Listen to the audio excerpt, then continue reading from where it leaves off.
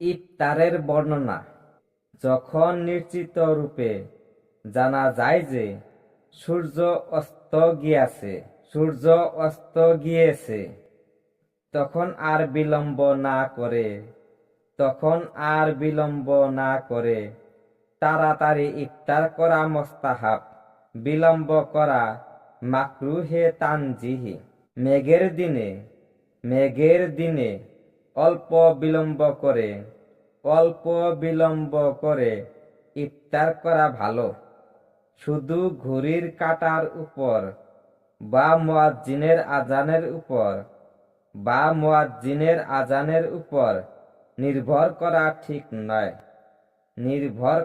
ঠিক নয়। কেননা ঘড়ির কাঁটা ও মুয়াজ্জিনের আজান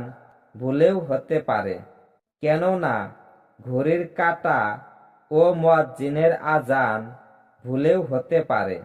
তাই মেঘ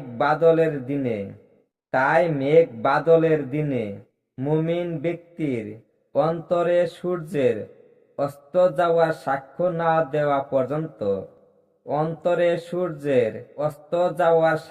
না দেওয়া পর্যন্ত ইফতার না করাই উচিত। খুরমার দ্বারা ইফতার করা সর্বাধিক উত্তম। খুরমার অভাবে অন্য কোনো মিষ্টি দ্রব্য দ্বারা এবং অন্য কোনো মিষ্টি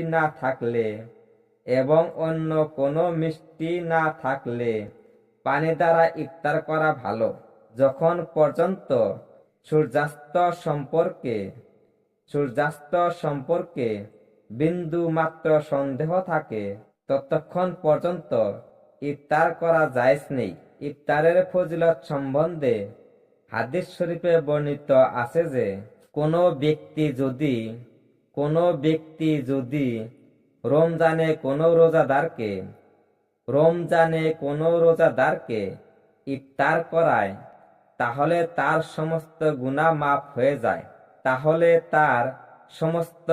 মাফ হয়ে যায় এবং সে ব্যক্তি আল্লাহর রহমতে জাহান্নামের আগুন হতে মুক্তি পাবে। অন্য এক হাদিসে আছে, রমজান মাসে কোনো ব্যক্তি যদি কোনো রোজাদার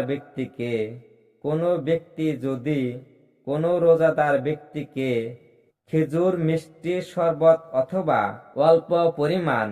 অল্প পরিমাণ দুধের মাধ্যমেও ইফতার করায়, তাহলে তার জন্য রমজান মাসের প্রথম তৃতীয়াংশে আল্লাহ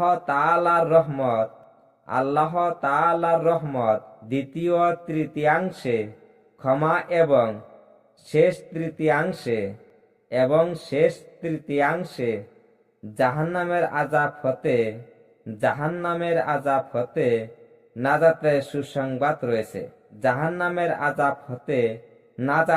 সুসংবাদ রয়েছে।